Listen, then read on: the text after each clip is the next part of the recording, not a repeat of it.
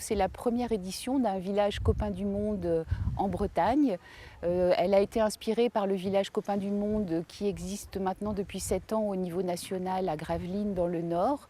Et nous avons souhaité travailler en partenariat avec nos 3 partenaires étrangers au Bénin, à Haïti et à Madagascar, où nous animons des projets d'aide au développement depuis de nombreuses années, et en partenariat avec le Centre nautique qui accueille depuis également de nombreuses années les enfants du Secours populaire sur ces séjours de vacances.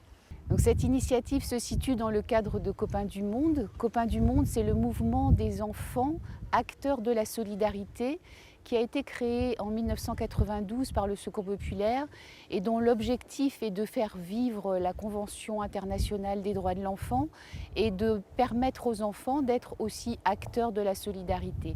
Ce n'est pas parce qu'on est petit qu'on ne peut pas agir pour aider d'autres enfants dans le monde. Et ça, je crois que les enfants le comprennent et le partagent totalement. Dans le centre, là, nous avons 48 enfants, 30 petits Bretons qui viennent des familles accueillies dans les différents comités de secours populaire des Côtes d'Armor et du Finistère. Il y a 18 petits étrangers avec 3 accompagnatrices, 6 du Bénin, 6 d'Haïti et 6 de Madagascar. Moi, je trouve que tous les moments sont forts. J'arrive pas à définir un moment plus fort qu'un autre parce que à chaque fois qu'ils sont rentrés, c'était c'est trop top, c'est super.